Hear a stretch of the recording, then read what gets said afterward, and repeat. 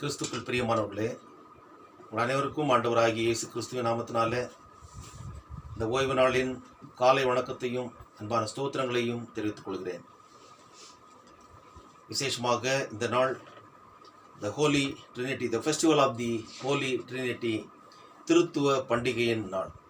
ஆகவே இந்த நாளிலே திருத்துவ தெய்வமாய், திருத்துவத்தில் ஏகத்துவமாய் நம்மை ஆண்டு வருகின்ற நம்முடைய தேவனாகிய கர்த்தரை முழு இருதயத்தோடு அவரை ஆராதித்து தொழுது கொள்ள நம்மை ஒப்புக் கொடுப்போம்.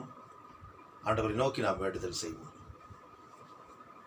துதிகளின் மத்தியில் வாசமாக இருக்கிற எங்கள் பரிசுத்தமுள்ள நல்ல ஆண்டவரே, கர்த்தாவே, இந்த மனமகிழ்ச்சியான ஓய்வு நாளின் காலை வேளைக்காக நான் நமக்கு நன்றி செலுத்துகிறோம் சுவாமி.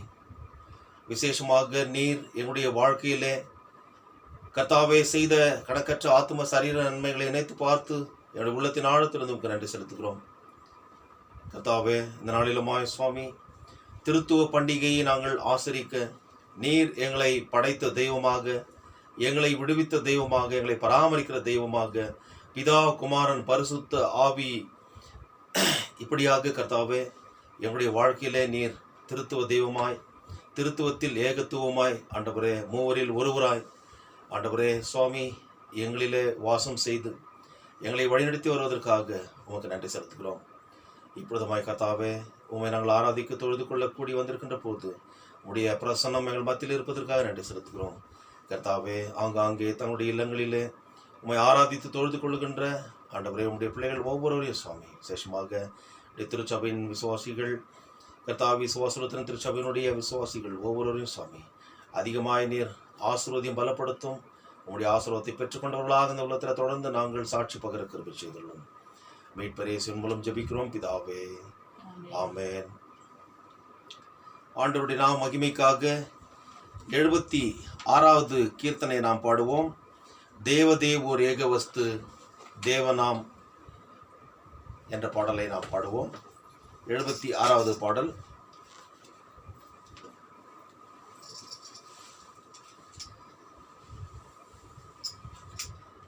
தேவதேவோரேக வஸ்து தேவநாம நாம் கிறிஸ்து தேவநாதியே நமா.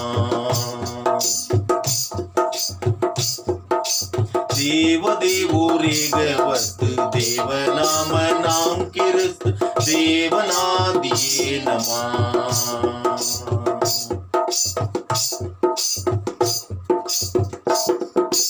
जीव आवी एगोवा अल्फा ओमेगा नमस्त. जीव आवी एगोवा अल्फा ओमेगा नमस्त. गुरुदेव देवोरेग वस्त देवनाम नाम किरस्त देवनादिये नमः.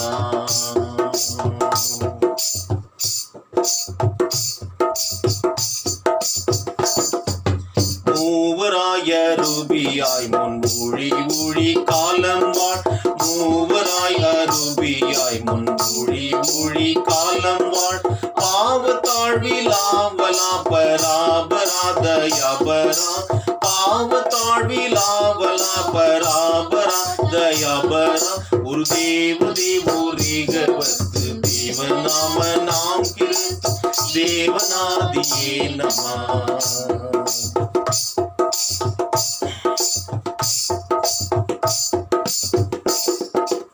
ஆதியாய் அநாதியாய் அரூபியாய் சொரூபியாய். ஆதியாய் அநாதியாய் அரூபியாய் சொரூபியாய். நீதி நியாய நேர்மையாய் நீடுழியாய் சுயாதிபா. நீதி நியாய நேர்மையாய் நீடுழியாய் சுயாதிபா. ஓ தேவதேவோர் ஏக வஸ்து தேவநாம் நாம் கிறிஸ்து தேவநாதியே நமः.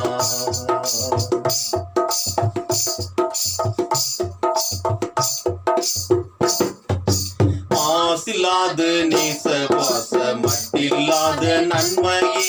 மாசில்லாத நேசவாச மட்டில்லாத நன்மையே. தேசுலாவனாதி இயேசு மாசிறந்த உண்மையே. தேசுலாவனாதி இயேசு மாசிறந்த உண்மையே. ஓ தேவதேவோரேக வஸ்து தேவநாம நாம் கிறிஸ்து தேவநாதியே நமः.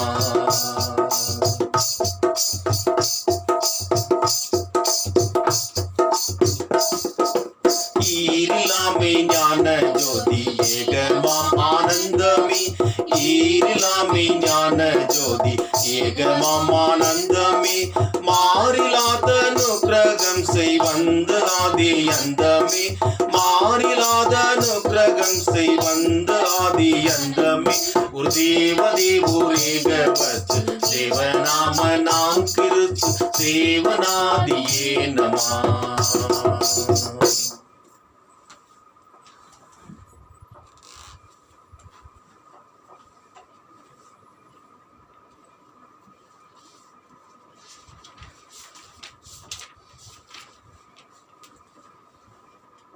பிரதான தேவாராதனை முறைமை The Order of Morning Service Without Communion பக்கம் 1.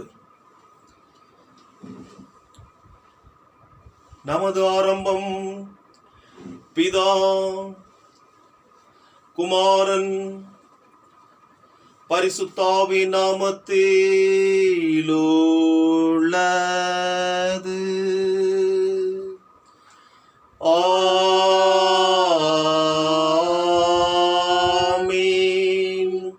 கர்த்தருக்குள் பிரியமானவர்களே,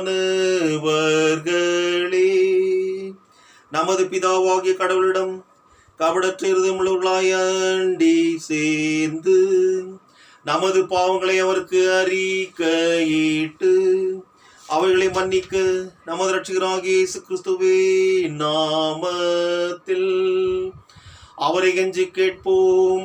வாருங்கள், நமக்கு சகாயம் கர்த்தருடைய திருநாமத்தில் உள்ளது. வானத்தையும் பூமியும் உண்டாக்கினவர் அவரே.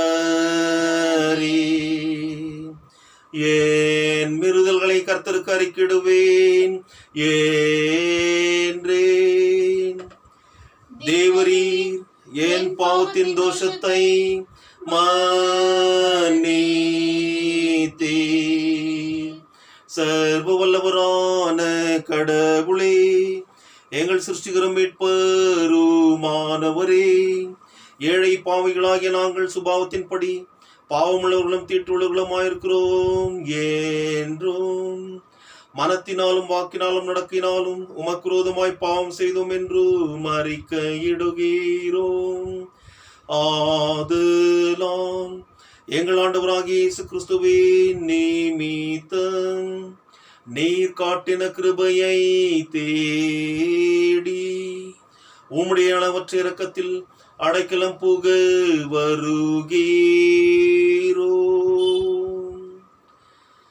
அளவில்லாதிருக்கும் உள்ள கடவுளே, எங்களை விற்கும்படி மரணத்துக்கு ஒப்பு கொடுத்த உமது ஒரே பேரான குமாரன் நிமித்தம் எங்களுக்கு இறங்கி எங்கள் பாவங்களை எல்லாம் மன்னித்தவர்கள்.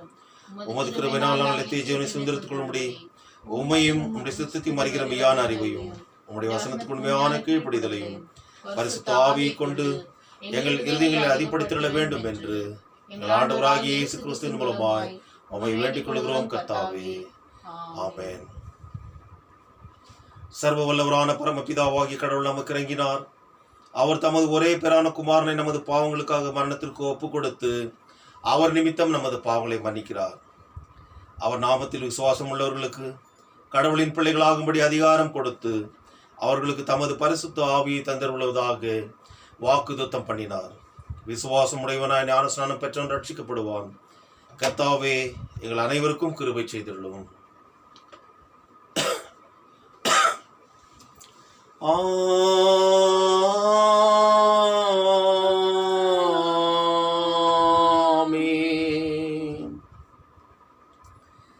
The Festival of the Holy Trinity, திருத்துவ பண்டிகைக்கென்று குறிக்கப்பட்டிருக்கின்ற ஆரம்ப வாக்கியம் பக்கம் 96.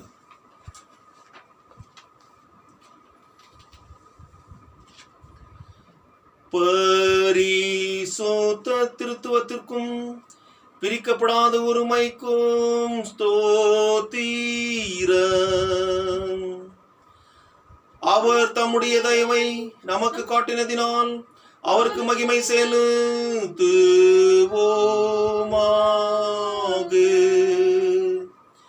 சேனைகளின் யெகோவா பரிசுத்தர், பரிசுத்தர், பரிசுத்தர். சகலமும் அவராலும் அவர் மூலமாயும் அவருக்கென்றும் இருக்கிறது.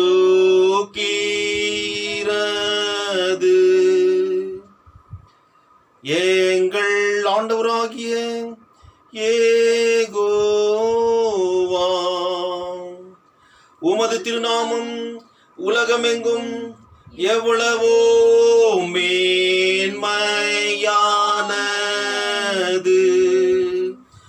பிதாவுக்கும் குமாரனுக்கும் பரிசுத்த ஆவிக்கும் மகிமையுண்டாவதாக.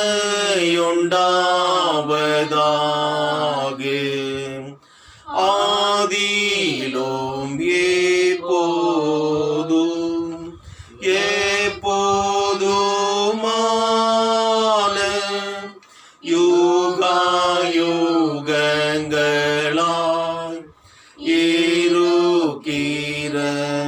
இருக்கிறபடியே. ஆமென். கர்த்தாவே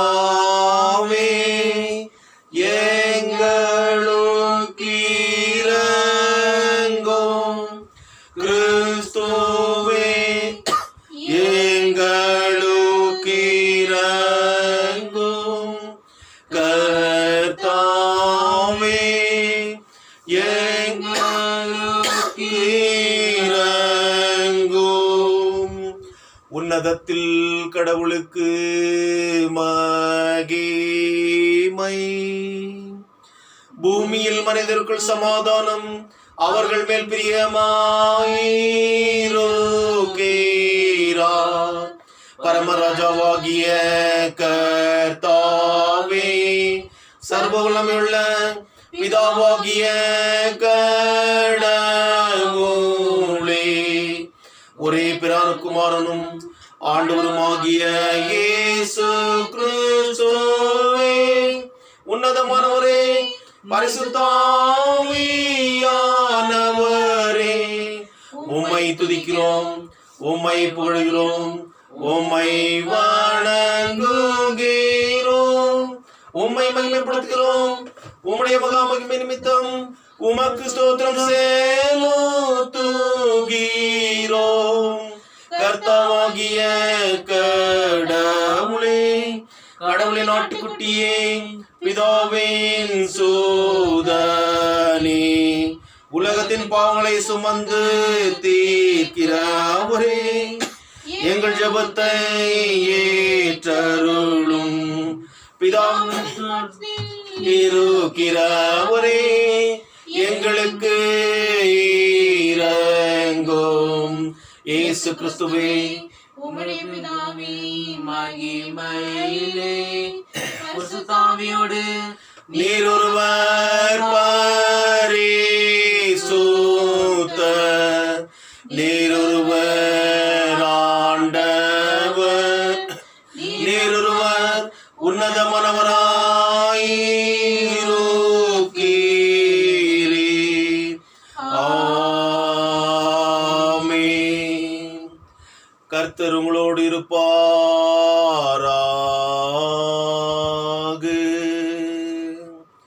அவர் உமது ஆவியோடும் இருப்பாராக. பிரார்த்தனை செய்வோமாக.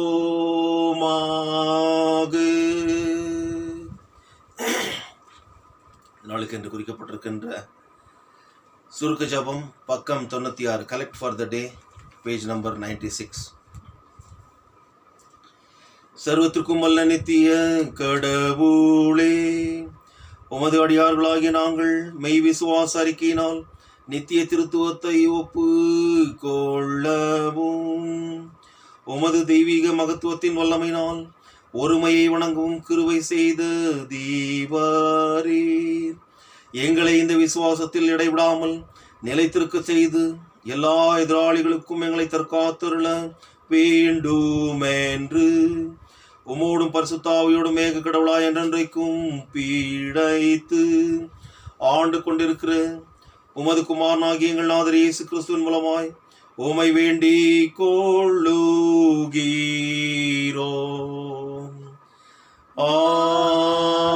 ஆமென்.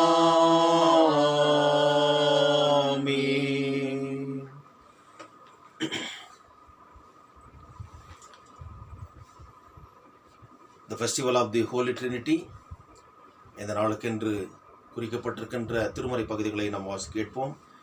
இந்த திருத்துவ பண்டிகையின் விசேஷ நாளிலே கடவுளுடைய வார்த்தையை இப்பொழுதுமாய் நாம் வாசி கேட்போம்.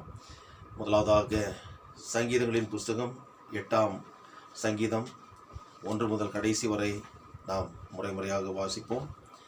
Let us read Psalm 8 first to last in a responsive manner. எங்கள் ஆண்டவராகிய கர்த்தாவே, உமது நாமம் பூமி எங்கும் எவ்வளவு மேன்மையானது. உமது மகத்துவத்தை வானங்களுக்கு மேலாக வைத்திருக்கிறீர்.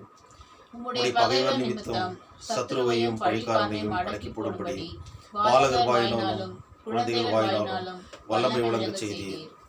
உமது விரல்களின் கிரியையாகிய வானத்தையும் நீர் உண்டாக்கின சந்திரனையும் நட்சத்திரங்களையும் நான் கவனிக்கும் போது மனுஷனை நீ நினைப்பதற்கும் மனுஷகுமாரனை நீர் கண்ணோக்குவதற்கும் ஏமாத்திரம் என்கிறேன். தேவதூதரிலும் அவனை சற்று சிறியவனாக்கினீர். மகிமையினாலும் கனத்தினாலும் அவனுக்கு முடிசூட்டினீர். கரம் படைத்தவர்களின் மேல் அவன் ஆளுகை செய்யும்படி அருள் புரிந்தீர். யாவற்றையும் அவன் பாதங்களுக்கு கீழ்ப்படுத்தினீர்.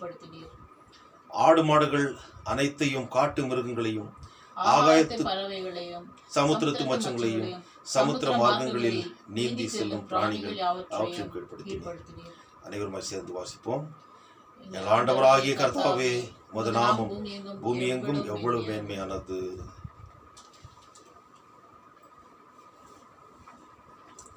தொடர்ந்து ஆதியாகமம் 1ஆம் அதிகாரம் 1 முதல் 1ஆம் அதிகாரம் வசனங்கள் 1 முதல் 2ஆம் அதிகாரம் 4ஆம் வசனம் வரைக்குமாய் நாம் வாசிக்க கேட்போம். The Old Testament reading is taken from the book of Genesis, chapter 1, verses beginning to read from 1 up to chapter 2, verse 4.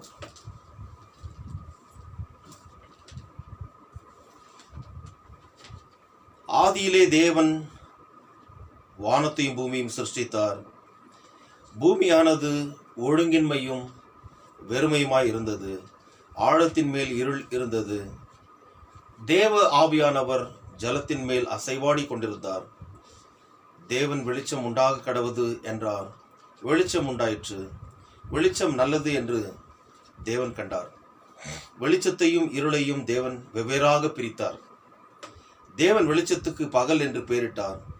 இருளுக்கு இரவு என்று பெயரிட்டார். சாயங்காலமும் விடியற்காலமும் ஆகி 1ஆம் நாள் ஆயிற்று.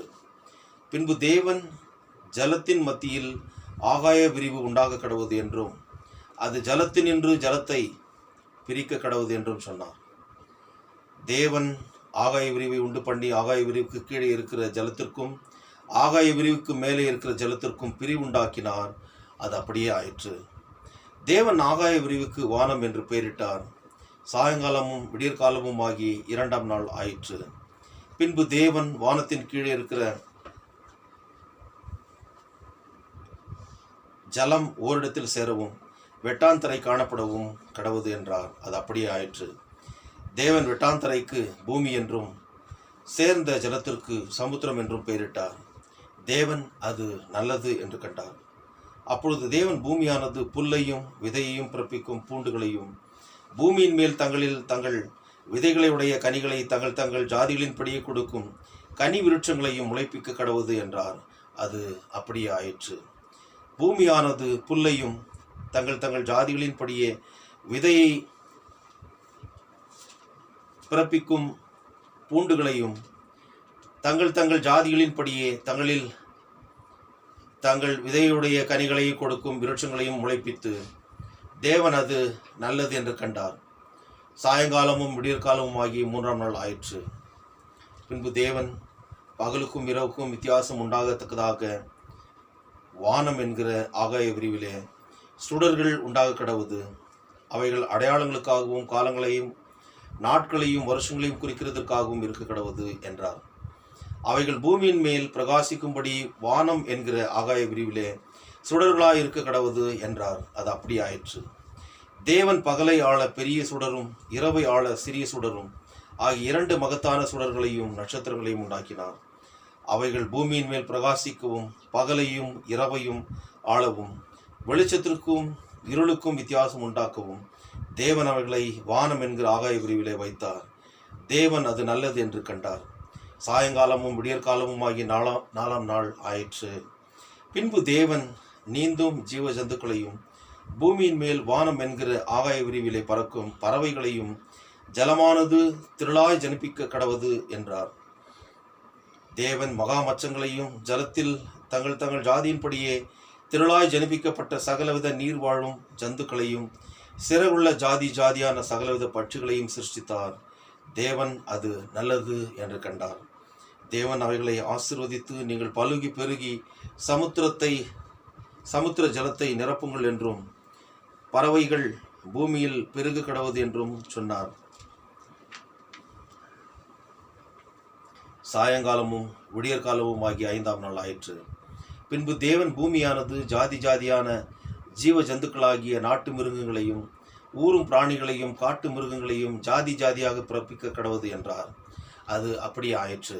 தேவன் பூமியிலுள்ள ஜாதி ஜாதியான காட்டு மிருகங்களையும் ஜாதி ஜாதியான நாட்டு மிருகங்களையும் பூமியில் ஊரும் பிராணிகள் எல்லாவற்றையும் உண்டாக்கினார். தேவன் அது நல்லது என்று கண்டார். பின்பு தேவன் நமது சாயலாகவும் நமது ரூபத்தின்படியும் மனுஷனை உண்டாக்குவோமாக, அவர்கள் சமுத்திரத்தின் மச்சங்களையும் ஆகாயத்து பறவைகளையும் மிருக ஜீவன்களின் பூமி அனைத்தையும் பூமியின் மேல் ஊறும் சகல பிராணிகளையும் ஆள கடவர்கள் என்றார். தேவன் தம்முடைய சாயலாக மனுஷனை சிருஷ்டித்தார். அவனை தேவ சாயலாகவே சிருஷ்டித்தார். ஆணும் பெண்ணுமாக அவர்களை சிருஷ்டித்தார்.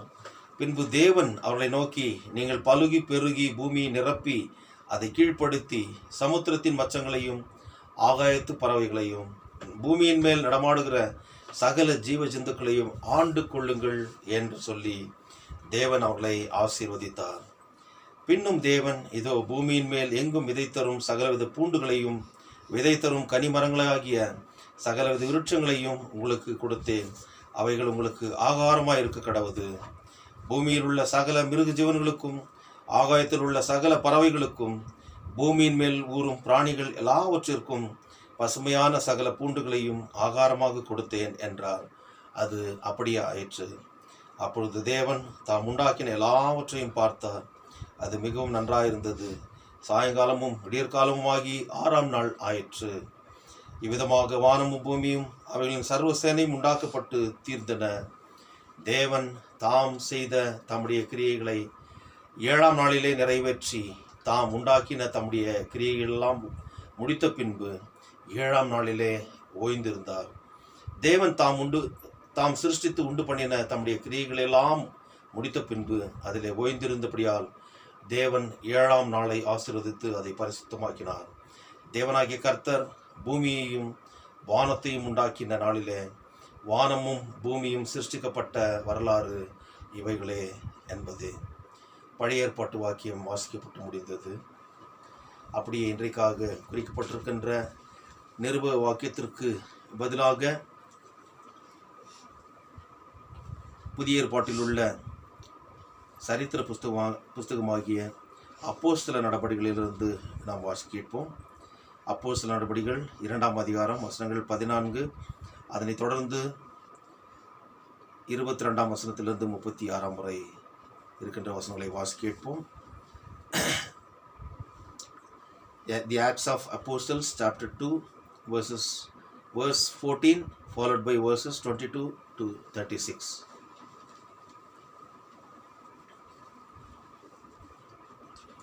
Acts chapter 2 verse 14 followed by verses 22 to 36. Then Peter stood up with the 11, raised his voice and addressed the crowd, "Fellow Jews and all of you who live in Jerusalem, let me explain this to you. Listen carefully to what I say. Men of Israel, listen to this. Jesus of Nazareth was a man accredited by God to you by miracles, wonders and signs, which God did among you through him, as you yourselves know. This man was handed over to you by God's set purpose and foreknowledge, and you, with the help of wicked men, put him to death by nailing him to the cross. But God raised him from the dead, freeing him from the agony of death. Because it was impossible for death to keep its hold on him. David said about him, I saw the Lord always before me. Because he is at my right hand, I will not be shaken. Therefore my heart is glad and my tongue rejoices. My body also will live in hope, because you will not abandon me to the grave, nor will you let your Holy One see decay. You have made known to me the paths of life. You will fill me with the joy in your presence. Brothers, I can tell you confidently that the patriarch David died and was buried, and his tomb is here to this day. But he was a prophet and knew that God had promised him on oath that he would place one of his descendants on his throne. Seeing what was ahead, he spoke the resurrection of the Christ, that he was not abandoned to the grave, nor did his body see decay. God has raised this Jesus to life, and we are all witnesses of the fact. Exalted to the right hand of God, he has received from the Father and promised Holy Spirit, and has poured out what you now see and hear. For David did not ascend to heaven, and yet he said, the Lord said to my Lord, sit at my right hand, until I make your enemies a footstool for your feet. Therefore let all Israel be assured of this, God has made this Jesus whom you crucified both Lord and Christ. Here ends the reading. அப்போஸ்தலர் நடபடிகள் புத்தகம் வாசிக்கப்பட்டு முடிந்தது. அல்லேலூயா அல்லேலூயா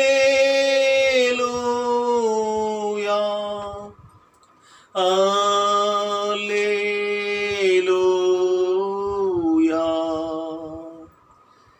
அப்படி இன்றைக்காக குறிக்கப்பட்டிருக்கின்ற சுவிசேஷ வாக்கியம், அது பரிசுத்த மத்தேயு எழுதின சுவிசேஷம் 28ஆம் அதிகாரம் வசனங்கள் 16 முதல் 20 வரை இருக்கின்ற பகுதியை வாசி கேட்போம்.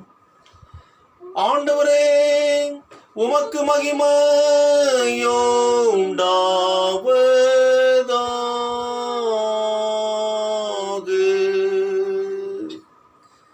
The Gospel according to Saint Matthew, chapter 28, verses 16 to 20.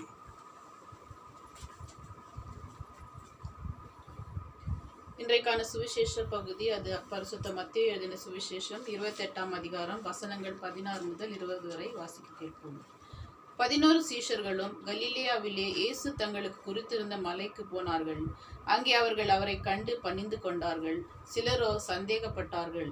அப்பொழுது இயேசு சமீபத்தில் வந்து அவர்களை நோக்கி, வானத்திலும் பூமியிலும் சகல அதிகாரமும் எனக்கு கொடுக்கப்பட்டிருக்கிறது. ஆகையால் நீங்கள் புறப்பட்டு போய் சகல ஜாதிகளையும் சீஷராக்கி, பிதா குமாரன் பரிசுத்த ஆவியின் நாமத்திலே அவர்களுக்கு ஞானஸ்நானம் கொடுத்து, நான் உங்களுக்கு கட்டளையிட்ட யாவையும் அவர்கள் கைக்கொள்ளும்படி அவர்களுக்கு உபதேசம் பண்ணுங்கள். இதோ உலகத்தின் முடிவு பரியந்தம் சகல நாட்களிலும் நான் உங்களுடனே கூட இருக்கிறேன் என்றார். ஆமீன். இன்றைக்கான சுவிசேஷ பகுதி வாசித்து முடிந்தாயிற்று. கிறிஸ்துவே உமக்கு ஸ்தோத்திரம். ஆண்டவருடைய வாழ்வளிக்கக்கூடிய வார்த்தைகளை வாசிக்க கேட்ட நாம் அதுக்கு மறுமொழியாக நம்முடைய விசுவாசத்தை உறுதி செய்யும் வண்ணமாக உலகில் உள்ள சகல பரிசுத்தவான்களோடு கூட சேர்ந்து அப்போஸ்தல விசுவாச பிரமாணத்தை பயபக்தி அறிக்கை செய்வோம். பக்கம் 10. பரலோகத்தையும் பூலோகத்தையும் படைத்த சர்வவல்ல பிதாவாகிய கடவுளை விசுவாசிக்கிறேன். அவருடைய ஒரே குமாரனும் நம்முடைய ஆண்டவருமாகிய இயேசு கிறிஸ்துவை விசுவாசிக்கிறேன். இவர் பரிசுத்த ஆவியானவரால் கர்ப்பத்தில் உற்பவித்து கன்னிமரியாளிடத்தில் பிறந்து பொந்தி பிலாத்தின் கீழ் பாடுபட்டு சிலுவையில் அறையுண்டு மரித்து அடக்கம் பண்ணப்பட்டார். பாதாளத்தில் இறங்கி 3ஆம் நாள் மரித்தொழிந்து உயிர்த்தெழுந்தார். பரத்துக்கேறி சர்வ பிதாவாகி கடவுளை அவரது பாசத்தில் விற்றிருக்கிறார். அவ்விடத்திலிருந்து உயிருள்ளவரை மரித்தவரும் நியாயத்திற்கு வருவார். பரிசுத்தாவினர் விசுவாசிக்கிறேன்.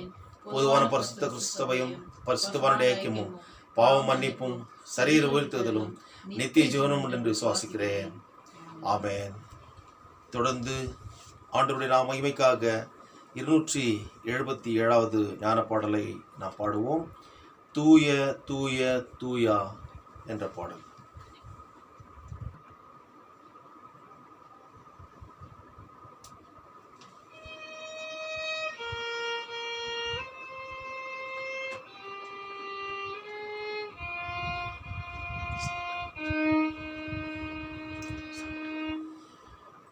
தூய தூய தூயா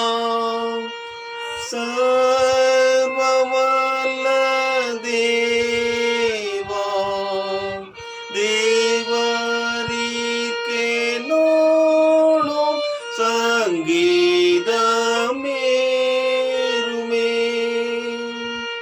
தூய தூய தூயா மூவரான ஏகா காருண்யரே தூய திரியேகரே.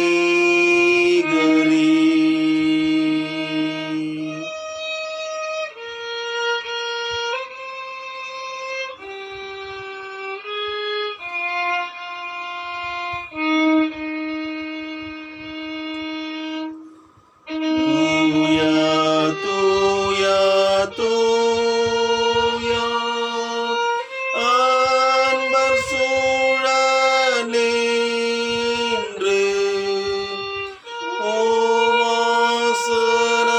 ஓவாசனமும் போற்றிடம் பாரி.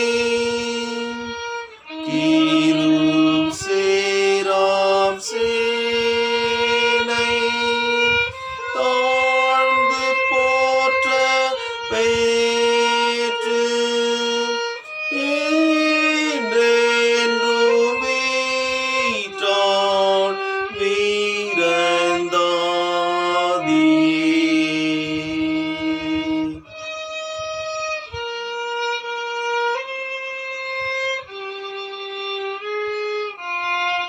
நான்காவது ஸ்டான்ஸா.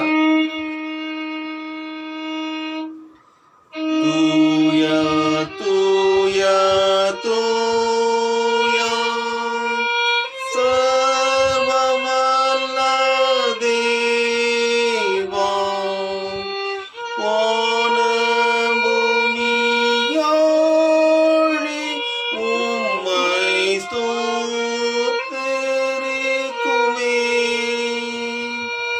தூய தூய தூயா மூவரான ஏகா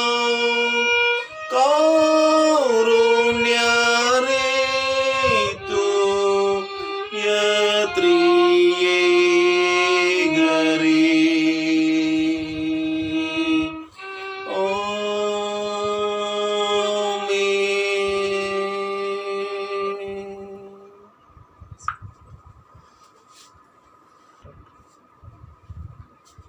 கிறிஸ்துக்குள் பிரியமானவர்களே, நம்முடைய பிதாவாகிய கடவுளிடமிருந்தும் ஆண்டவராகிய இயேசு கிறிஸ்துவிடமிருந்தும் உங்கள் அனைவருக்கும் கிருபையும் சமாதானம் உண்டாவதாக.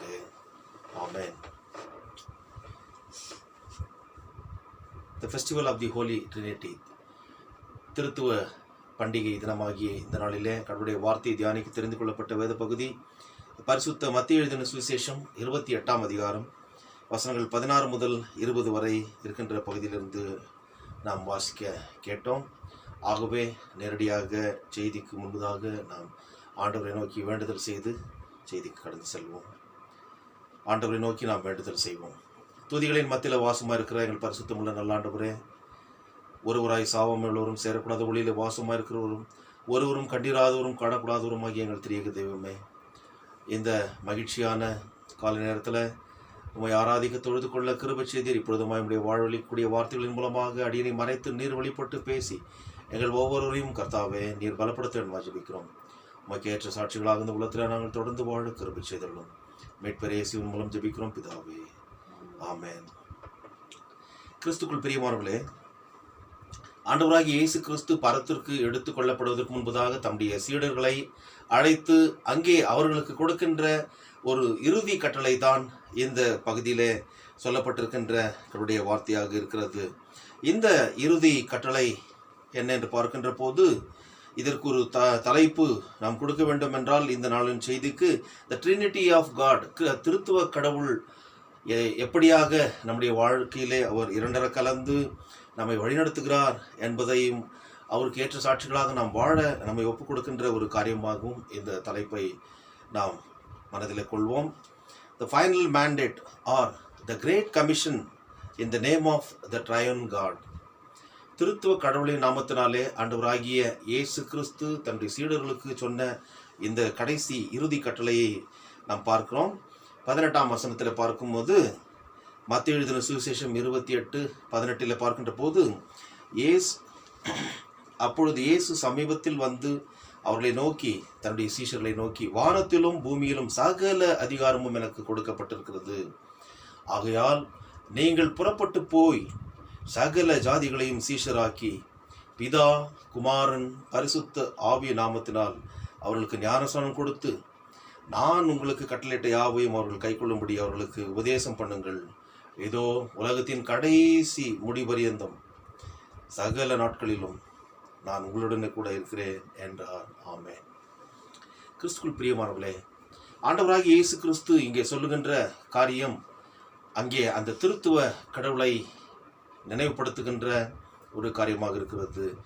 நீங்கள் உலகமெங்கும் புறப்பட்டு போய் சகல ஜாதிகளையும் சீஷராக்கி பிதா, குமாரன், பரிசுத்த ஆவியின் நாமத்தினால் அவர்களுக்கு ஞானஸ்நானம் கொடுத்து அவருடைய உபதேசத்தை கட்டளையிடுங்கள் என்று சொல்லியிருக்கிறார். இந்த பிதா, குமாரன், பரிசுத்த ஆவி யார் என்று பார்க்கின்ற போது நமக்கே ஒரு குழப்பமான ஒரு சூழ்நிலை ஏற்படுவதாக ஆரம்பத்தில் தெரியும். நாம் 3 கடவுளை வணங்குகிறோமா? பிதா, குமாரன், பரிசுத்த ஆவி என்று பார்க்கின்ற போது 3 கடவுளா என்று சொல்லி பலருக்கு பல சந்தேகம் வரும். ஆனால் நாம் வணங்குகிறவர் மூவரில் ஒருவராய், ஒருவரில் மூவராய் இருக்கிறார். த ட்ரையூன் காட் என்று சொல்லி மூவரில் ஒருவராக அவர் இருக்கிறார்.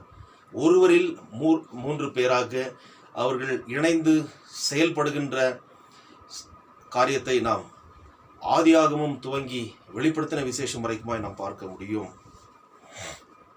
பொதுவாக நம்முடைய இந்திய தேசத்தில் தந்தை பெரியார் அவர்கள், பகுத்தறிவு சமூக நீதி காத்த தந்தை பெரியார் அவர்கள் சொல்லுகின்ற போது, இந்திய தேசம் என்பது அது ஒரு சாதாரண ஒரு துணை கண்டமாக மாத்திரமல்ல, அது ஒரு மதங்களின் ஒரு அருங்காட்சியகம் என்று சொல்லி அவர் சொல்லுகிறார்.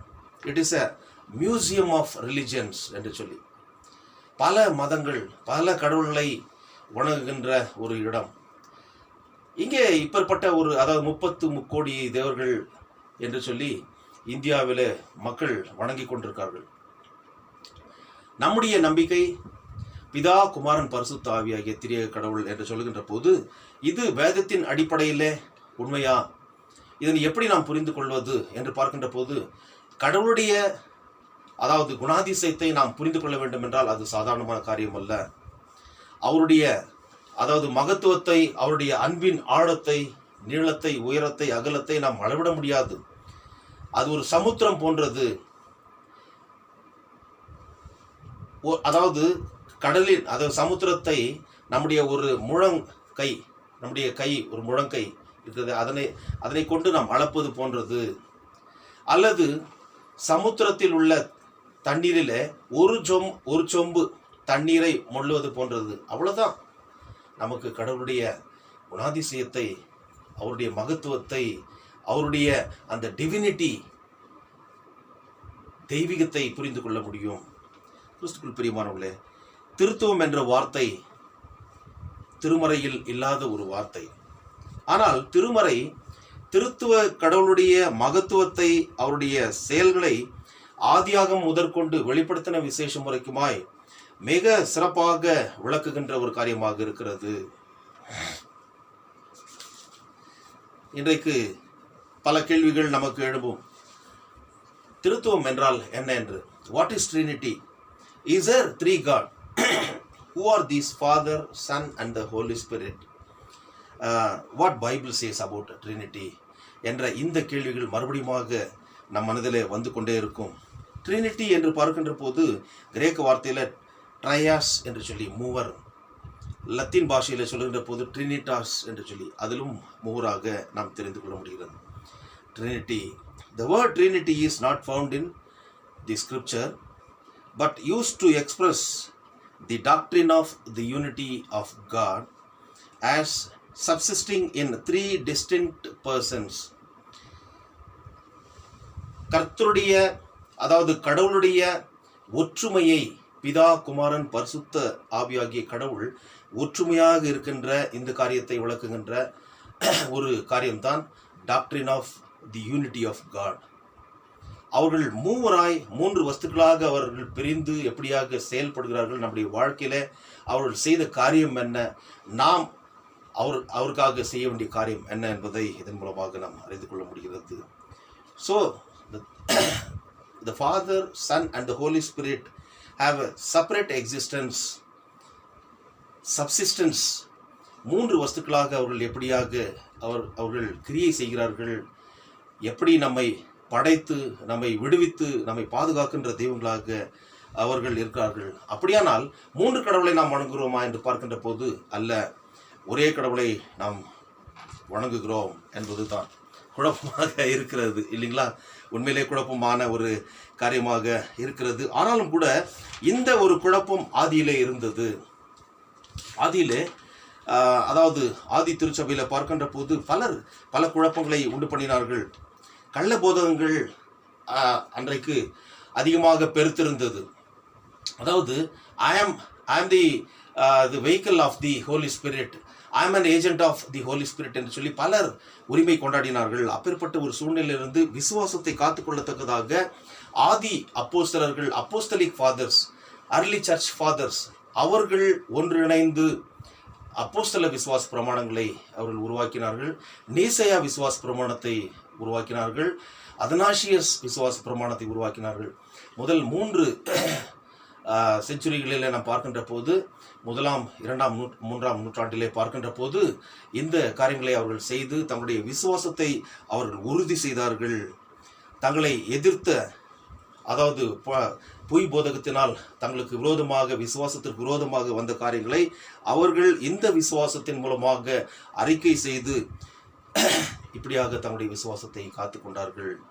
அதிலே பார்க்கின்ற போது பிதா, குமாரன், பரிசுத்த ஆவி மிக தெளிவாக சொல்லப்பட்டிருக்கின்ற காரியத்தை நாம் பார்க்கிறோம். இன்றைக்கு கூட எல்லா பாரம்பரிய திருச்சபைகளும், எல்லா mainline churches, all traditional churches, they will confess the creeds, 3 creeds. கிறிஸ்துக்குள் பிரியமானவர்களே, நாம் அறிக்கை செய்கின்ற சபைகளாக, விசுவாசத்தை அறிக்கை செய்கின்ற, அதில் உறுதியை பற்றி கொண்டிருக்கின்ற திருச்சபைகளாக நாம் இருக்கிறோம். பிதா, குமாரன், பரிசுத்த ஆவியை நாம் நம்புகின்ற மக்களாக, விசுவாசிகளாக இருக்கிறோம். இந்த doctrine of the unity of God, இந்த ஒரு ப்ரொபோசிஷன் என்ன நமக்கு சொல்லுகிறது என்று பார்க்கின்ற போது, the propositions involved in the doctrine are the God is one and that there is no but one God. That God is one. கடவுள் ஒருவரே, அவரை தவிர வேறு கடவுள் இல்லை. இப்போதான் 3 கடவுள் என்று சொல்லி பிதா, குமாரன், பரிசுத்த ஆவி. மறுபடியுமாக இதனுடைய ப்ரொபோசிஷன் என்னென்று பார்க்கின்ற போது, இதனுடைய கூற்று, இதன் மூலமாக நாம் தெரிந்து கொள்ளுகின்ற ஒரு டாக்டரின், சித்தாந்தம், கோட்பாடு என்ன என்று பார்க்கின்ற போது வித்தியாசமாக இருக்கிறது. God is one and that there is no but one God. ஆம் பிரியமானவர்களே, நம்மை படைத்த தெய்வம், அதாவது உபாகமத்தில் பார்க்கின்ற போது டியூட்ரானமி 6:4, இஸ்ரவேலே கேள், நம்முடைய தேவனாகிய கர்த்தர் ஒருவரே கர்த்தர். நம் தேவனாகிய கர்த்தர் ஒருவரே கர்த்தர். So we have only God, only one God என்று சொல்லி, அதே போல 1 ராஜாக்கள் 8:59 பார்க்கின்ற போது, கர்த்தரே தேவன், வேறொருவரும் இல்லை, வேறு யாரும் கடவுள் கிடையாது என்று சொல்லி அங்கே சொல்லப்பட்டிருக்கிறது. அது மாத்திரமல்ல, ஏசாயாவில் பார்க்கின்ற போது, ஏசாயா 44:6 பார்க்கின்ற போது, நான் முந்தினவரும் நான் பிந்தினவரும் தானே, என்னை தவிர தேவன் இல்லை என்று கடவுள் சொல்லுகிறார். ஈஸ் ஆல்பா அண்ட் ஒமேகா, ஆதியும் அந்தமும், முந்தினவரும் பிந்தினவரும் அவர்தான். கிறிஸ்துக்குள் பிரியமானவர்களே, இது மிக தெளிவாக இருக்கு. அப்படி என்றால் இந்த தேவன் யார்? இந்த பிதாவாகிய கடவுள் யார்? நம்மை படைத்த கடவுள் யார் என்று பார்க்கின்ற போது அவரைத்தான் நாம் பிதா என்று சொல்லுகிறோம். So this only God is அவர் கிரியேட்டர் ஆர் ஃபாதர்.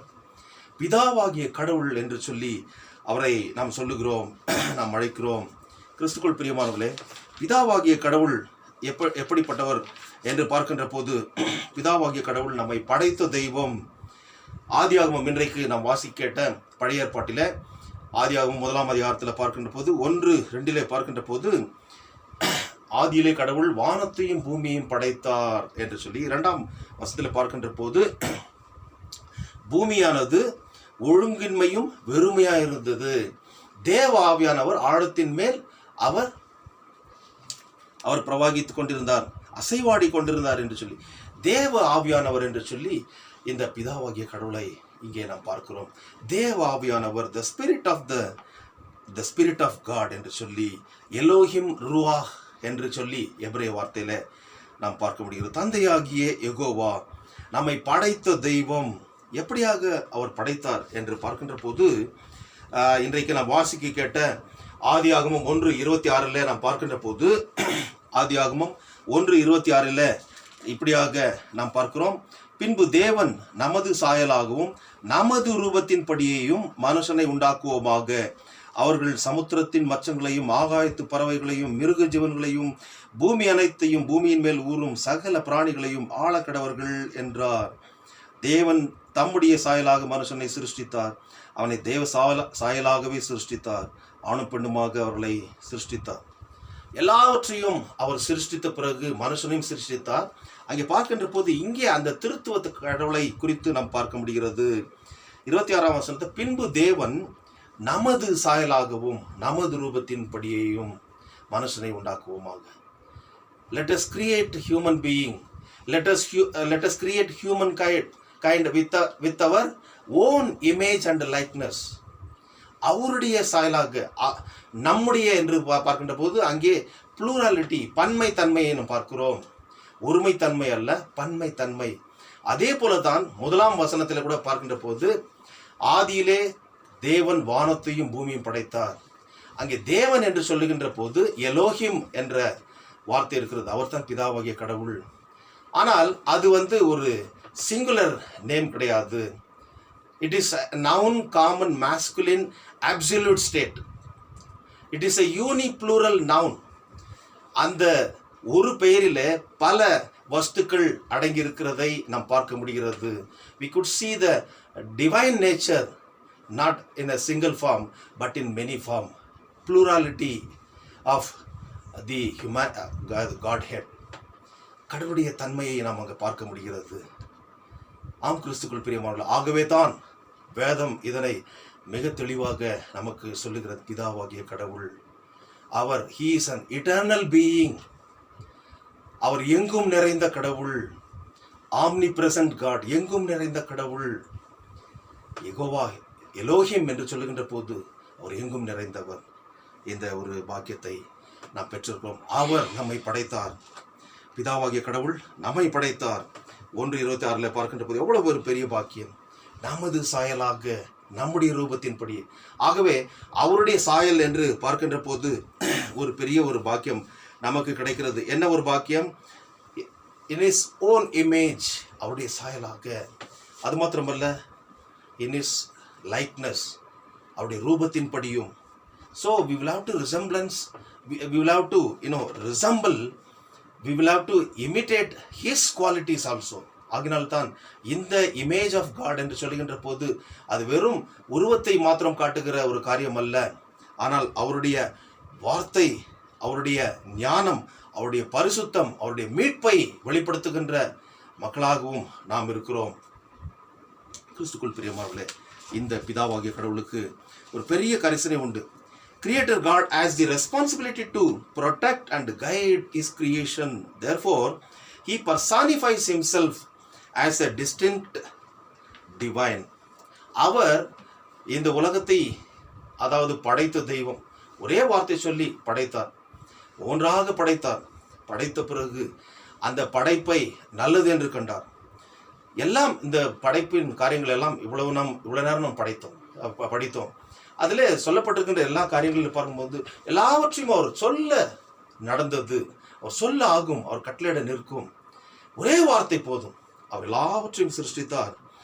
அது மாத்திரமல்ல, 2ஆம் வசனத்தில் பார்க்கின்ற போது it was void and formless.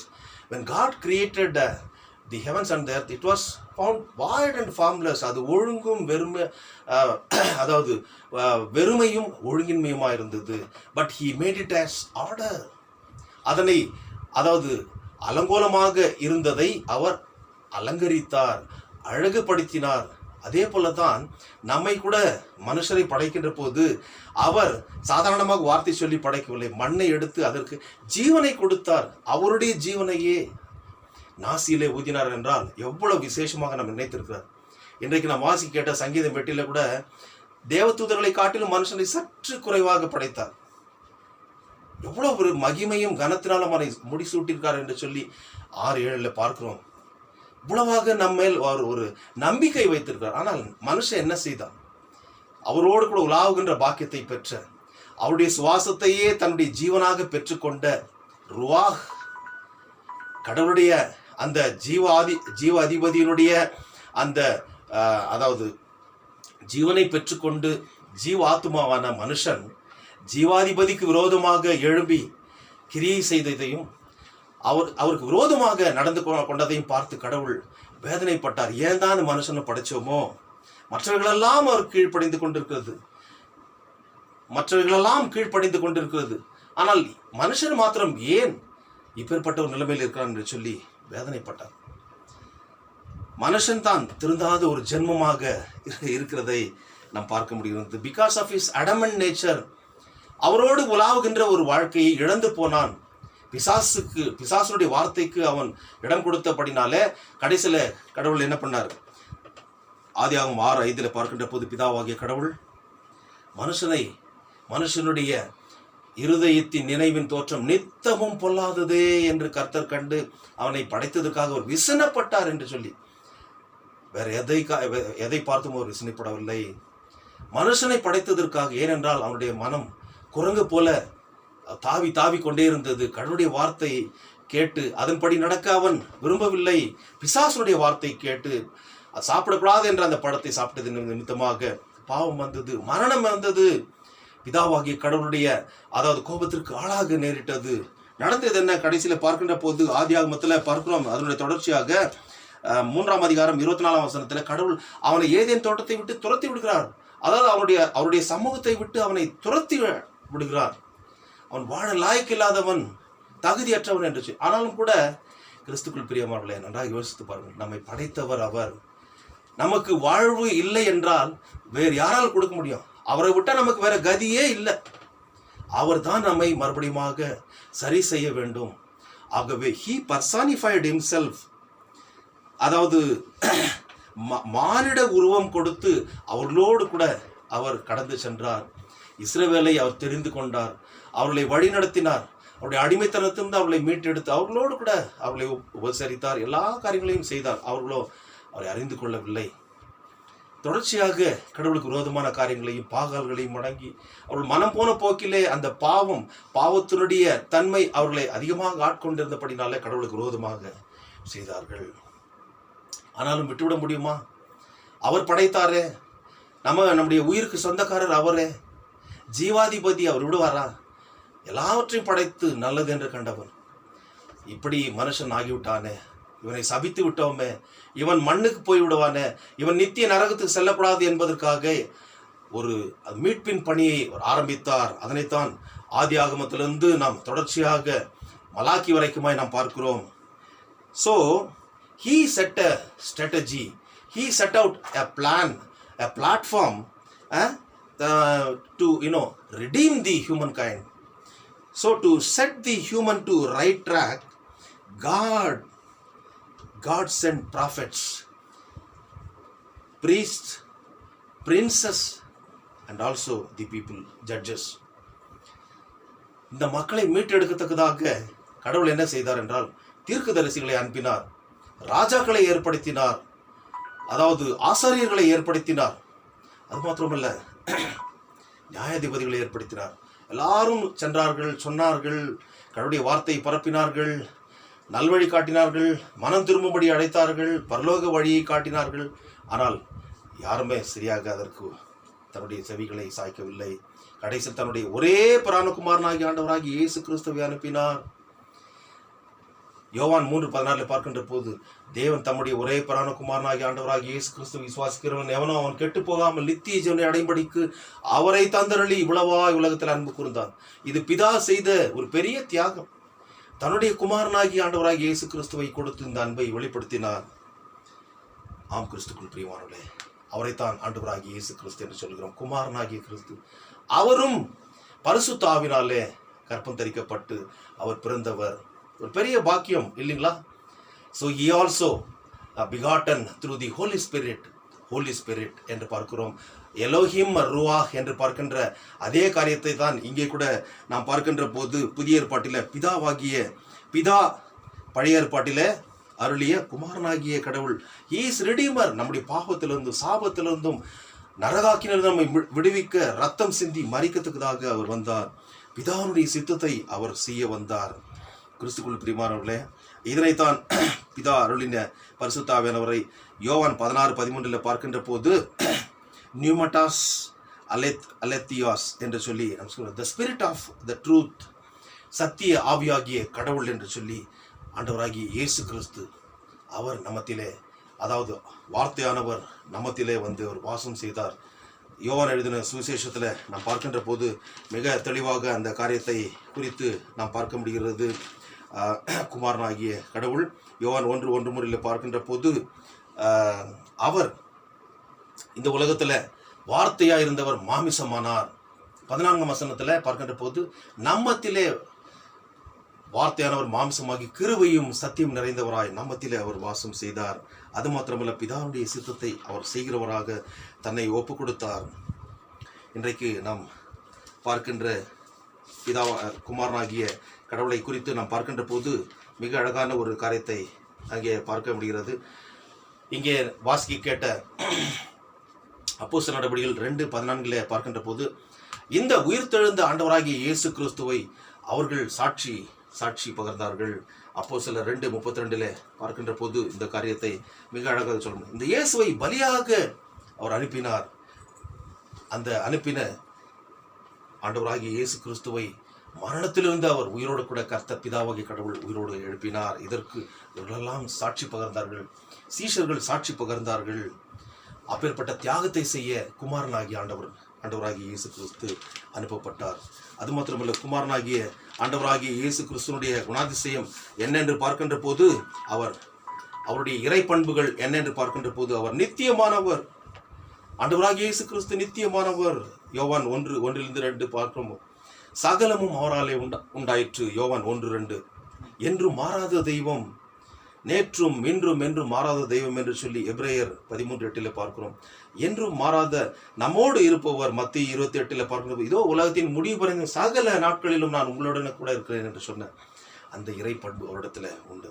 அது மாத்திரமல்ல, அவர் மன்னிக்கிற தெய்வம், தீர்ப்பு செய்கிற தெய்வம், பராமரிக்கிற தெய்வம், அற்புதங்களையும் அடையாளங்களையும் செய்து உன்னையும் குணமாக்கின தெய்வம் குமாரனாகிய இயேசு கிறிஸ்து. கடைசியாக நாம் பார்க்கின்ற போது பிதா அருளின பரிசுத்த ஆவியானவர், பிதாவினிடத்திலிருந்தும் குமாரனிடத்திலிருந்து புறப்படுகின்றவர் பரிசுத்த ஆவியானவர், பாரக்லேட்டோஸ் என்று சொல்லி தேற்றரவாளனாகிய பரிசுத்த ஆவியாகிய கடவுள் என்று சொல்லி நாம் பார்க்கிறோம். தேற்றரவாளன், அதாவது புதிய ஏற்பாட்டில் பார்க்கின்ற போது பிதாவினிடத்திலும் குமாரனிடத்திலும் புறப்படுகின்ற தேவனாக, அவர் நம்மை பராமரிக்கிற தேவனாக. So this Holy Spirit is going to take care of all our needs. He is our sustainer. பிதாவாகிய கடவுள் நம்மை படைத்தவர், குமாரனாகிய கடவுள் நம்மை பாவத்திலிருந்து, சாபத்திலிருந்து, நரகாக்கினிலிருந்து விடுவித்தவர். பரிசுத்த ஆவியாகிய கடவுள் நம்மை தேற்றுகின்ற தெய்வம், நம்மை பராமரிக்கின்ற தெய்வம். அதனைத்தான் பார்க்கிறோம் எபிரேய வார்த்தையில் பார்க்கும்போது கோடேஷ் ருவாஹ் என்று சொல்லி பரிசுத்த ஆவியாகிய கடவுள் என்று, கிரேக்க வார்த்தையில் பார்க்கும்போது அகியோ நியூமோட்டாஸ் என்று சொல்லி பரிசுத்த ஆவியாகிய கடவுள் நம்மில் அவர் வாசம் செய்ய அவர் கடவுளாலே, பிதாவாகிய கடவுளாலே, குமாரனாகிய கடவுளாலே அவர் அனுப்பப்பட்டார் என்று சொல்லி வேதம் சொல்கிறது. இந்த பரிசுத்த ஆவியாகிய கடவுளுடைய குணாதிசயம் என்ன என்று பார்க்கின்ற போது அவர் மிக சிறப்பாக நம்மை வழிநடத்துகின்ற தேவனாக இருக்கிறார். கிறிஸ்துக்குள் பிரியமானவர்களே, அவருடைய பணிகள் என்ன என்று பார்க்கின்ற போது he will teach us, நமக்கு அவர் போதிப்பவர், நம்மை நியாய தீர்ப்பவர் என்று சொல்லி யோவான் 14:16 நாம் பார்க்கிறோம், 26 பார்க்கிறோம். அது மாத்திரமல்ல, பரிசுத்த ஆவியை மழை போல பொழிகின்ற தெய்வம், அன்பை மழை போல பொழிந்து நம் மத்தியிலே வாழ்ந்து, he lived with us, he was being and becoming with the distress of the people. He lived, he knows the trials and temptations, pains and pathos of people, common people, because he lived with us. நம்மோடு அவர் வாழ்ந்தார். அது மாத்திரமல்ல, சந்தோஷத்தையும் சமாதானத்தையும் நிம்மதியும் கொடுக்கின்ற ஒரு நம்பிக்கையை உண்டு பண்ணுகின்ற தேவனாக இருக்கிறார் என்று சொல்லி ரோமர் 8 பார்க்கிறோம். சமாதானத்தை, சந்தோஷத்தை கொடுக்கிற தேவன், புது வாழ்வை கொடுக்கிற தேவன் யோவான் 3:5. அது மாத்திரமல்ல, விசுவாசத்தை துவக்குகிறவரும் முடிக்கிறவருமாக இருக்கிறார். 2 கொரிந்தியர் 12:9 பார்க்கிறோம். இப்பேற்பட்ட இந்த மூவரில் மூவராய் திருத்துவத்தில் ஏகத்துவமாய், ஏகத்துவ கடவுளாய் நம்மை வாழ வைத்துக் கொண்டிருக்கின்ற கடவுள் நம்மிலே வாசம் செய்ய வேண்டும் என்றால் நாம் ஒரே ஒரு காரியம்தான் செய்ய வேண்டும். யோவான் 14:23 பார்க்கின்ற போது மிக அழகாக அந்த வார்த்தை சொல்லுகிறது. யோவான் எழுதின சுவிசேஷம் 14:23 பார்க்கின்ற போது, யோவான் 14:23 கடவுளுடைய வசனம் இப்படியாக சொல்லுகிறது. இயேசு அவனுக்கு பிரதித்திரமாக, ஒருவன் என்னில் அன்பாயிருந்தால் அவன் என் வசனத்தை கைக்கொள்ளுவான், அவனில் என் பிதா அன்பாயிருப்பார், நாங்கள் அவனிடத்தில் வந்து அவனோடே வாசம் பண்ணுவோம். நாங்கள் என்று சொல்லி பார்க்கின்ற போது இந்த திரியேக கடவுள் நம்மிடத்தில் வாசம் செய்ய வேண்டும் என்றால் நாம் செய்ய வேண்டிய காரியம் என்ன? அவரில் அன்பாக இருக்க வேண்டும், அவருடைய வார்த்தையை கைக்கொள்ள வேண்டும். ஆகவே இந்த நாளிலே, இந்த திருத்துவ பண்டிகை நாளிலே, பிதாவாகிய கடவுள், குமாரனாகிய கடவுள், பரிசுத்த ஆவியாகிய கடவுளை நாம் தொடர்ந்து மகிமைப்படுத்தி அவருடைய வார்த்தைக்கு கீழ்ப்படிந்து அவரில் அன்பு கூர்ந்து மற்றவரிடத்திலும் அந்த அன்பை நாம் பகிர்ந்து கொண்டு அவருக்கு ஏற்ற சாட்சிகளாக இந்த உலகத்தில் வாழ பரிசுத்த ஆவியானவர் தாமே ஒவ்வொருவரையும் பலப்படுத்தி ஆசீர்வதித்து காப்பாராக. ஆமேன். லாபத்துக்கு மேலான தெய்வீக சமாதானம் நம்முடைய இருதயங்களையும் சிந்தனைகளையும் கிறிஸ்து இயேசுக்குள்ளாக நம்மை பலப்படுத்தி காப்பாராக. ஆமேன்.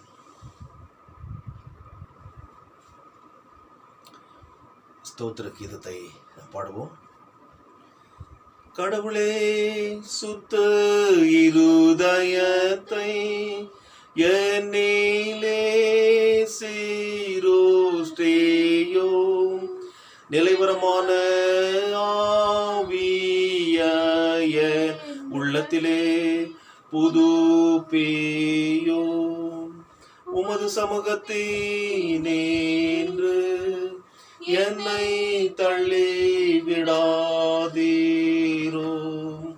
உமது பரிசுத்த ஆவியை என்னிடத்திலிருந்து எடுத்துக்கொள்ளாதீரோ, உமது இரட்சணிய சந்தோஷத்தை தேரோம்பவும் எனக்கு தாரும், உற்சாகமான ஆவியனை தாங்கும்படி செய்யோ.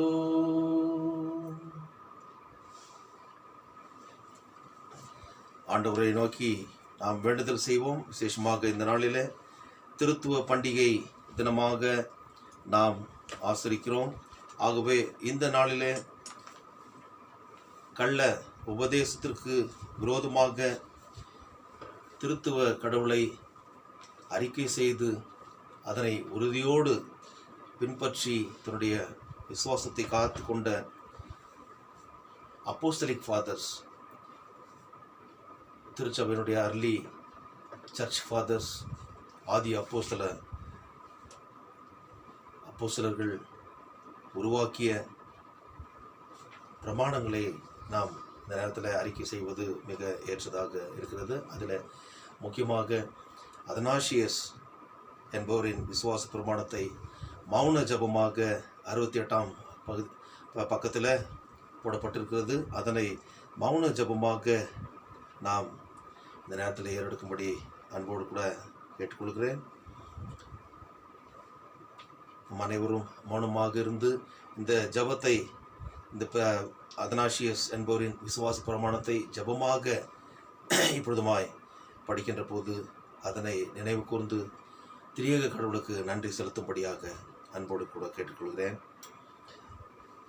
பக்கம் 68. ரட்சிப்படைய விரும்புகிறவன் எவனோ அவன் திருச்சபைக்குரிய பொதுவான விசுவாசத்தை எல்லாவற்றிலும் முதன்மையாக பற்றி கொள்ள வேண்டும். அந்த விசுவாசத்தை பழுதின்றி முழுமையும் அனுசரியாதவன் என்றைக்கும் கெட்டு போவான் என்பதற்கு சந்தேகமில்லை. திருச்சபைக்குரிய பொதுவான விசுவாசமாவது தேவத்துவத்து ஆட்களை கலவாமலும் தேவத்துவத்தை பிரியாமலும் ஏக கடவுளை திருத்துவமாகவும் திருத்துவத்தை ஏகத்துவமாக வணங்க வேண்டும் என்பதே. பிதாவானவர் ஒருவர், குமாரனானவர் ஒருவர், பரிசுத்த ஆவியானவர் ஒருவர். ஆனாலும் பிதாவுக்கும் குமாரனுக்கும் பரிசுத்த ஆவிக்கும் ஒரே தேவத்தன்மையும் சம மகிமையும் சம நித்திய மகத்துவமும் உண்டு. பிதா எப்படிப்பட்டவரோ குமாரனும் அப்படிப்பட்டவர், பரிசுத்த ஆவியும் அப்படிப்பட்டவர். பிதா படைக்கப்படாதவர், குமாரனும் படைக்கப்படாதவர், பரிசுத்த ஆவியும் படைக்கப்படாதவர். பிதா நித்தியர், குமாரனும் நித்தியர், பரிசுத்த ஆவியும் நித்தியர். ஆகிலும் 3 நித்திய பொருட்கள் இல்லை, நித்திய பொருள் ஒன்றே. அப்படியே 3 அளவிடப்படாத பொருட்கள் இல்லை, 3 படைக்கப்படாத பொருட்கள் இல்லை. படைக்கப்படாத பொருள் ஒன்றே, அளவிடப்படாத பொருள் ஒன்றே. அப்படியே பிதா சர்வ வல்லவர், குமாரனும் சர்வ வல்லவர், பரிசுத்த ஆவியும் சர்வ வல்லவர். ஆகிலும் 3 சர்வ வல்ல பொருட்கள் இல்லை, சர்வ வல்ல பொருள் ஒன்றே. அப்படியே பிதா கடவுள், குமாரனும் கடவுள், பரிசுத்த ஆவியும் கடவுள். ஆகிலும் 3 கடவுள் இல்லை, கடவுள் ஒருவரே. அப்படியே பிதா கர்த்தர், குமாரனும் கர்த்தர், பரிசுத்த ஆவியும் கர்த்தர். ஆகிலும் 3 கர்த்தர் இல்லை, கர்த்தர் ஒருவரே. அம்மூவரில் ஒவ்வொருவரையும் தனித்தனியாக கடவுள் என்றும் கர்த்தர் என்றும் அறிக்கையிட வேண்டும் என்று கிறிஸ்து மார்க்க சத்தியம் கட்டளையிட்டிருக்கிறது போல 3 கடவுள்கள் உண்டென்றும் 3 கர்த்தர்கள் உண்டென்றும் சொல்லக்கூடாது என்று திருச்சபைக்குரிய பொதுவான சித்தாந்தம் கட்டளையிடப்பட்டிருக்கிறது.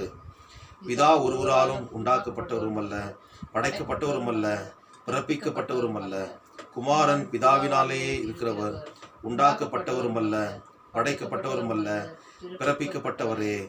பரிசுத்த ஆவி பிதாவினாலும் குமாரனினாலும் இருக்கிறவர், உண்டாக்கப்பட்டவரும் அல்ல, படைக்கப்பட்டவரும் அல்ல, பிறப்பிக்கப்பட்டவரும் அல்ல, புறப்படுகிறவரே.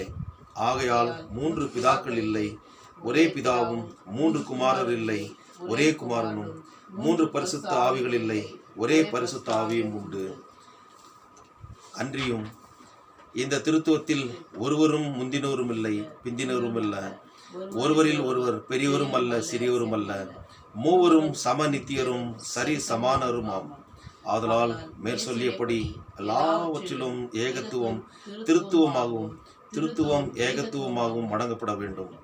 ஆனபடியால் ரட்சிப்படைய விரும்புகிறவன் திருத்துவத்தை குறித்து இப்படியே நினைக்க வேண்டும். மேலும் நம்முடைய கர்த்தராகிய இயேசு கிறிஸ்துவின் மனுஷ உதாரத்தை குறித்து சரியானபடி விசுவாசிப்பதும் நித்திய ரட்சிப்பை அடைவதற்கு அவசியமாயிருக்கிறது. நாம் விசுவாசித்து அறிக்கையிடுகிற சரியான விசுவாசமானது தேவகுமாரனாகிய நம்முடைய நாதர் இயேசு கிறிஸ்து கடவுளும் மனுஷனுமாயிருக்கிறார்.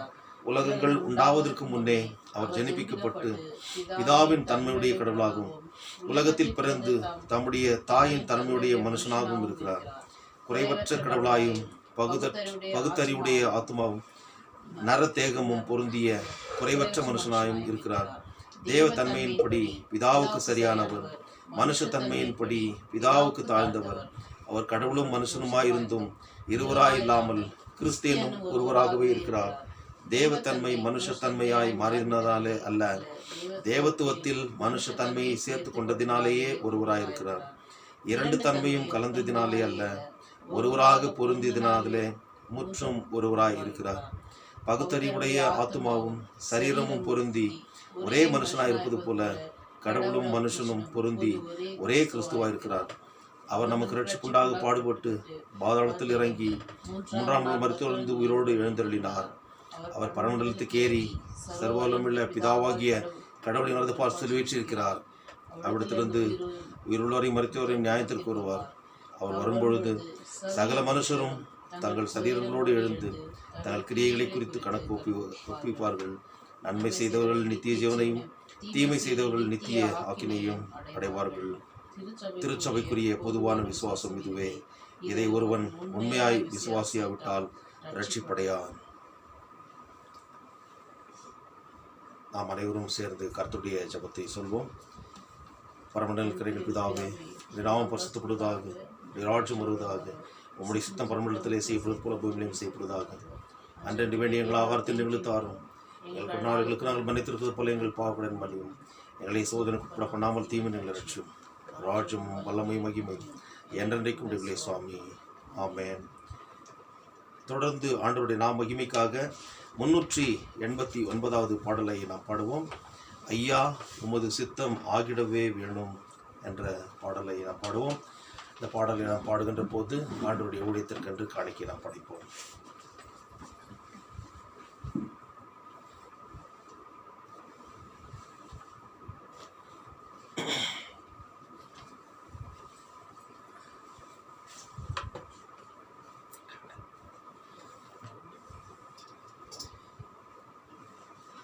ஐயா உமது சித்தம் ஆகிடவே வேணும். ஐயா உமது சித்தம் ஆகிடவே வேணும். மெய்யா எனது சித்தம், மெய்யா எனது சித்தம் வெகு மோசமே காணும். ஐயா உமது சித்தம் ஆகிடவே வேணும்.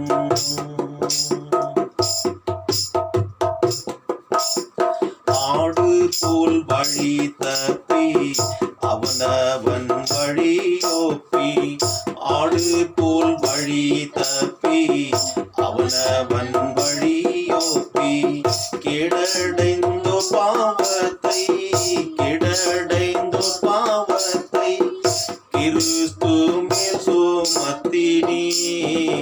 ஐயா உமது சித்தம் ஆகிடவே வேணும்.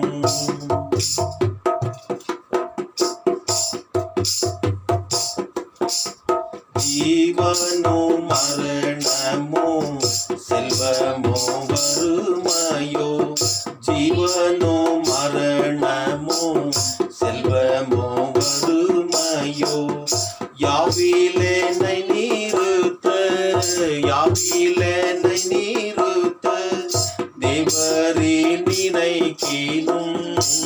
ஐயா உமது சித்தம் ஆகிடவே வேணும்.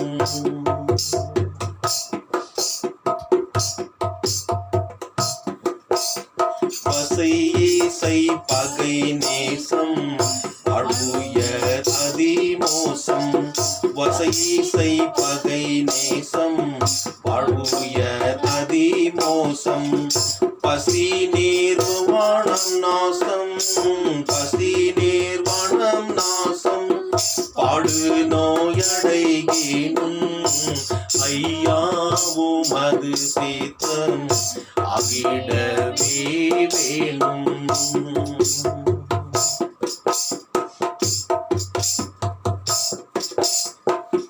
நேசம் வாயாததான் எத்தனை துயர் கொண்டேன், என் நேசம் வாயாததால் எத்தனை துயர் கொண்டேன். பொன்னடி கிழடங்கி பொன்னடி கிழடங்கி புகழுக்கென்ற வாழ்வே ஐயா உமது சித்தம் ஆகிடவே வேணும்.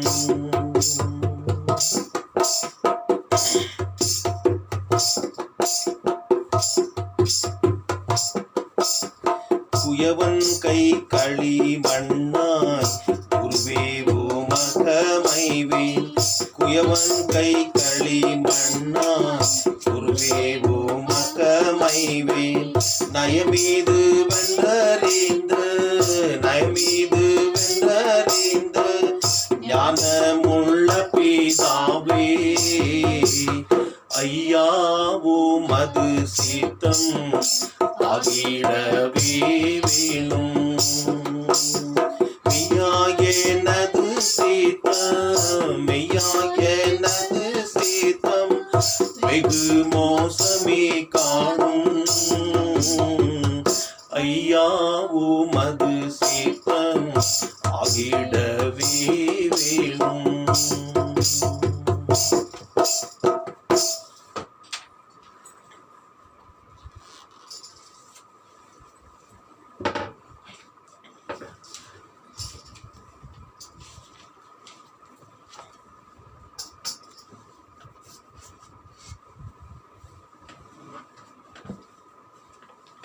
படைக்கப்பட்ட காணிக்கைகளுக்காக ஆண்டோடத்தில் நாம் வேண்டுதல் செய்வோம். சர்வத்திற்கும் வல்ல நித்திய கடவுளே, உடைய சன்னிதானத்தில் படைக்கப்பட்டிருக்கின்ற ஒரு எளிய காணிக்கை பிரியமாய் ஏற்று அங்கீகரித்துக் கொள்ளும் சுவாமி. ஆங்காங்கே உடைய விசுவாசிகள் தங்களுடைய இல்லங்களில் உடைய ஊழியத்திற்கென்று படைத்திருக்கின்ற காணிக்கையை கர்த்தாவே நீர் அங்கீகரித்து ஆசீர்வதித்து இவைகள் உடைய நாம மகிமைக்கென்று உடைய ராஜ்ய பரம்பத்திற்கென்றும் உடைய ஊழியத்திற்கென்று பிரயோஜனப்படும்படி கிருபை செய்திருக்கிறோம். இந்த காணிக்கையோடு எங்களையே ஜீவ பலிகளாக உடைய பாதத்தில் ஒப்புக் கொடுக்கிறோம் சுவாமி. நீர் எங்களை ஜீவ பலிகளாக காணிக்கையாக ஏற்றுக்கொண்டு எங்கள் ஒவ்வொருவரையும் ஆசீர்வதித்து சந்தோஷத்தினாலும் சமாதானத்தினாலும் நிம்மதியினாலும் உமக்கேற்ற சாட்சிகளாக திரியேக கடவுளை இந்த உலகத்தில் வணங்கி வாழ்ந்து சாட்சி பகிர உமக்காக எங்களை சமூலமாக உடைய பாதத்தில் ஒப்புக் கொடுக்கிறோம். நீரே எங்களை பலப்படுத்தும், ஒவ்வொருவரையும் ஆசீர்வதியும். இந்த ஆராதனையை பார்த்து கொண்டிருக்கின்ற உம்மை தொழுது கொண்டிருக்கின்ற உடைய பிள்ளைகள் எங்கள் ஒவ்வொருவரையும் சுவாமி அதிகமாக நீர் ஆசீர்வதிக்க முடியாது ஜபிக்கிறோம். சர்வத்திற்கும் வல்ல கடவுளே, நாங்கள் உறுதியான விசுவாசத்தில் உமக்கு ஊழியம் செய்வோம். உடைய நாமத்தை அறிக்கிடுவதில் முடிவு பறிந்து நிலைத்திருக்கும். அந்த வார்த்தை கட்டப்பட்டிராமல் அந்த தன்மைக்கேற்றபடி தாராளமாய் கிறிஸ்துவனுடைய பரிசுத்த ஜனத்தின் மகிழ்ச்சிக்கும் வளர்ச்சிக்கும் பிரசங்கிக்கப்படும்படி அந்த பரிசுத்த ஆவியானவரையும் பரத்திலிருந்து வருகிற ஞானத்தையும் திருச்சபை தந்திட வேண்டும் என்று எங்கள் ஆண்டவர் இயேசு கிறிஸ்துவின் மூலமாய் உம்மை வேண்டிக் கொள்கிறோம் கர்த்தாவே. ஆமென். ஆண்டவருடைய ஆசீர்வாதத்தை நாம் பெற்றுக்கொள்வோம். கர்த்தரானவர் உன்னை ஆசீர்வதித்து உன்னை காப்பாராக. கர்த்தரானவர் தமது திருமுகத்தை உன்மேல் பிரகாசிக்க பண்ணி உன்மேல் கிருபையாயிருப்பாராக. கர்த்தரானவர் தமது திருமுகத்தை உன்மேல் பிரசன்னமாக செய்து உனக்கு சமாதானம் கட்டளையிடுவாராக.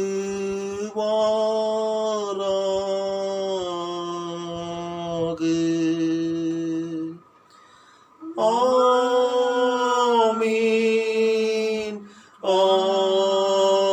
ஆமென்.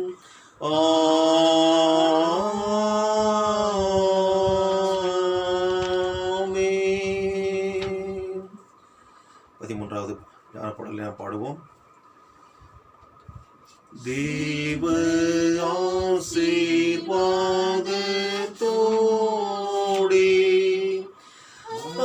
அடியாரை அனுப்போம். வார்த்தையென்னும் அப்பத்தாலே போஷித்து வளர்ப்பியோம். இப்போதுமை தேடி வா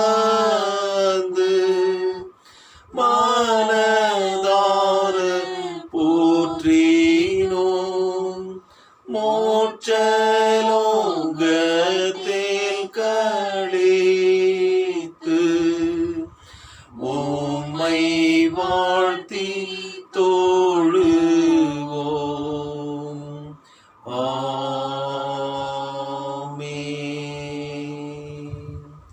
என் ஆத்துமாவே கர்த்தரை ஸ்தோத்திரி, என் முழு உள்ளமே பிரசனாப்தி ஸ்தோத்திரி. என் ஆத்துமாவே கர்த்தரை ஸ்தோத்திரி, கர்த்தர் செய்த சகல உபகாரங்களையும் மறவாதே. ஆமென்.